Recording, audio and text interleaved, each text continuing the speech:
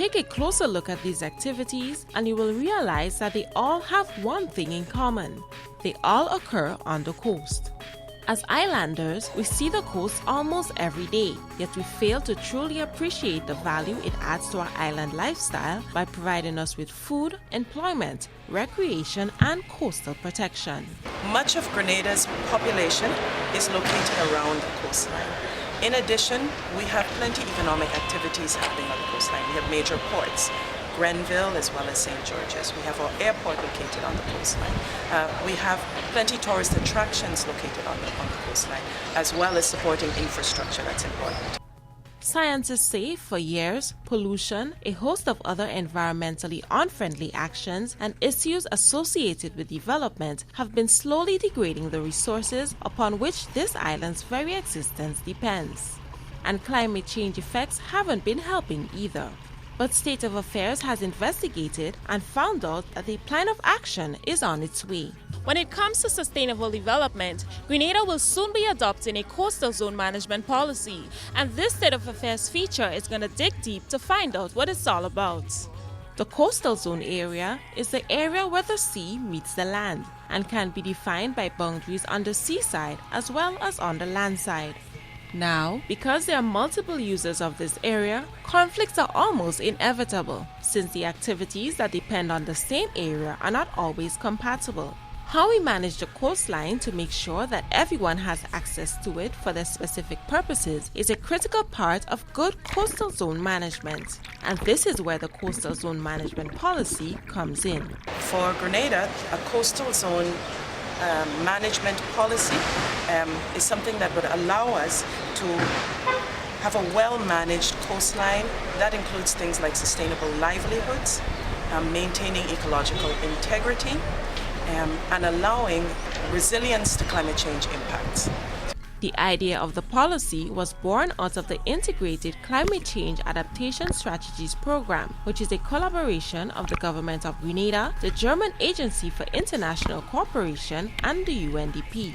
Funded by the German government, the policy seeks to put a management system in place for Grenada's coastline, allowing users to have access to the coastal resources with minimal conflict. The policy is essentially a vision or a set of guidelines which will guide the interaction between all entities in the coastal zone area, but not just in the coastal zone area, where they be social, economic, civil, environmental, ecological, but also land-based activities which affects the coastal zone area. A very important aspect of coastal zone management is our marine protected areas, or MPAs. Grenada currently has 4, and their role is to sustain fisheries, conserve species, and maintain ecosystem processes and services. And while they're at it, they also offer diving and snorkeling opportunities for locals and visitors, especially the one at the Molinaire Bay that houses the Underwater Sculpture Park, a hotspot for visitors. Grenada pledged to protect 25% of our nearshore coastal areas by the year 2020. So we have to start active management and protection of some of those areas. So what we are doing in our marine protected areas all fits into the whole coastal zone management plan. The Fisheries Division of the Ministry of Agriculture, Forestry, Fisheries and the Environment has been working hard to raise awareness of the importance of marine conservation. In fact, apart from its regular educational campaigns, it recently worked on a music video in the fishing mecca of Guelph St. John to sensitize the public on how they can help preserve the marine environment. Their artist was none other than Hollis Map, also known as Mr. Killer, and the song was "This Is Who We Are." State of Affairs got the opportunity to cover parts of the production. So besides doing the music video, I am being educated about it. So I could actually educate others about it. And I could also be one of those who don't pollute, you understand, and contribute to a great uprising, you know. The beach is one of my favorite places, you know. So why not protect it? And that's where we get our food from. So I think we should protect it. I think that we should be educated about the marine protected areas, definitely, so we could actually have this fish turning into roly-poly.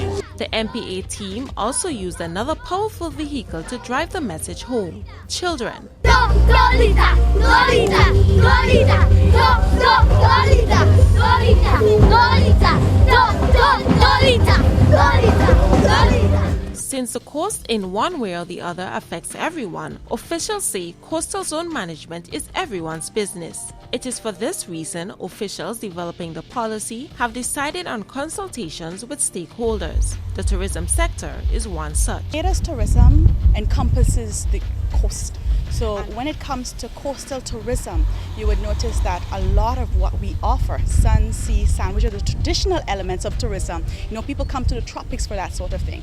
But in terms of the importance of coastal management to tourism, it is very key.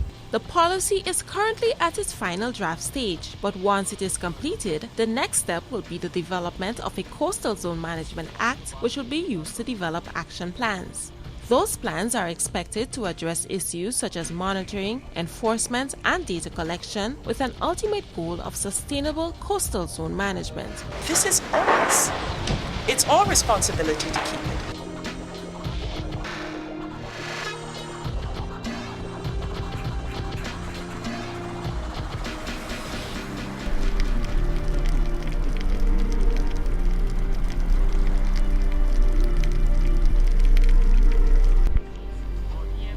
For State of Affairs, I am Janelle Hamlet.